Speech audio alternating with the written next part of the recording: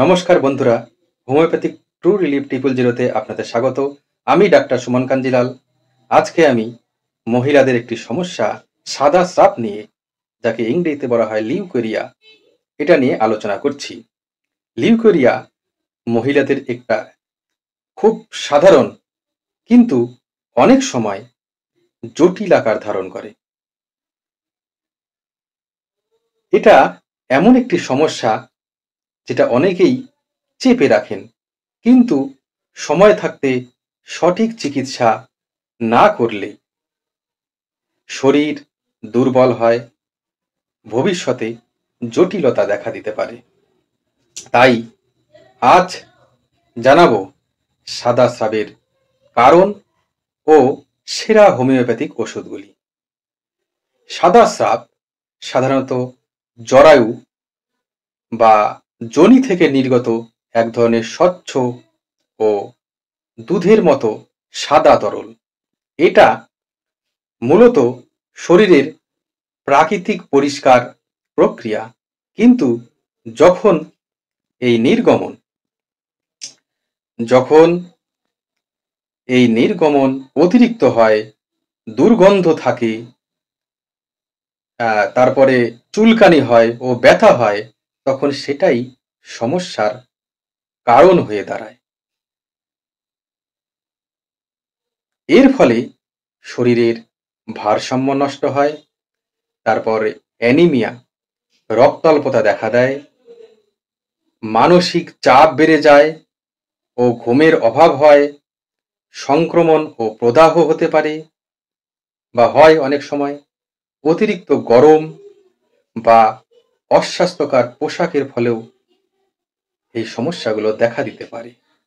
তো আজকে এই সাদা স্রাবের দারুণ কিছুগুলি ওষুধের নাম করছি, যে কার্যকর এই সাদা স্রাবে। প্রথম যে ওষুধটির নাম করছি সেটা হলো সিপিয়া।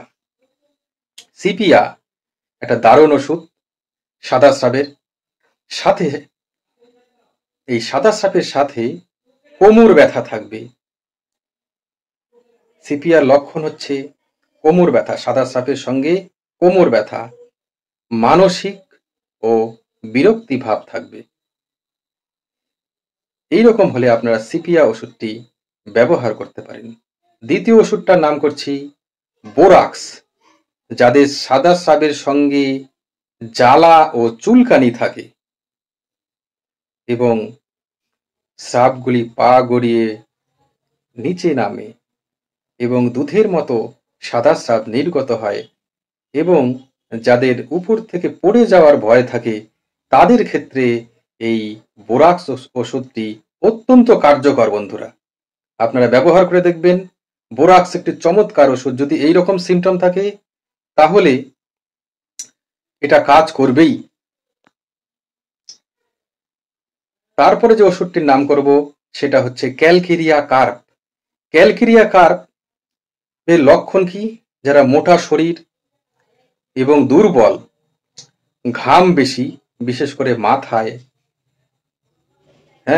এইরকম সিমটমে আপনারা এই ক্যালকেরিয়া কার্প ওষুধটি ব্যবহার করতে পারেন।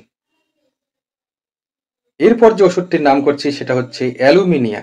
অ্যালুমিনিয়া হচ্ছে ওই বোরাক্সের সমগোত্রীয় একটি ওষুধ। অ্যালুমিনিয়া কেমন করবে? সাদা স্রাব ঘন হবে, আঠালো হবে ও একটা যদি শরীরের মধ্যে একটা টানাটানি ভাব যদি হয়, তাহলে এই বোরাক্স, এই অ্যালুমিনিয়া ওষুধটা ব্যবহার করা যাবে। তারপর যে ওষুধটির নাম করব সেটা হচ্ছে পালস, মানে পালসেটিলা। পালসেটিলা কেমন?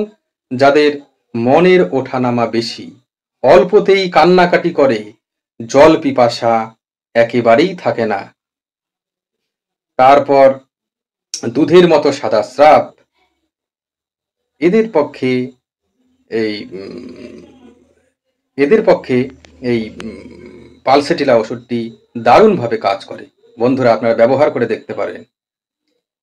তাহলে এই ওষুধগুলি খাওয়ার নিয়ম কি? এই ওষুধগুলি খাওয়ার নিয়ম হলো 30 পোটেন্সি যদি হয়, তাহলে আপনারা এই ওষুধগুলিকে দিনে 2 বার ব্যবহার করবেন। আর যদি আপনারা 200 প্রোটিন সি ব্যবহার করেন তাহলে আপনারা 3 দিন পর পর এই ওষুধগুলিকে ব্যবহার করবেন, দেখবেন চমৎকার রেজাল্ট, অবিশ্বাস্যভাবে আপনাদের কমে যাবে। আমি দারুণভাবে সাকসেস এই ওষুধগুলি ব্যবহার করে। আর আপনাদের যদি এইরকম লক্ষণ থাকে আপনারাও ব্যবহার করবেন, দেখবেন কি চমৎকার জাদুর মতো কাজ করে এই ওষুধগুলি। তাই আজ এই পর্যন্তই, পরবর্তী ভিডিও নিয়ে আমি হাজির হব। নমস্কার।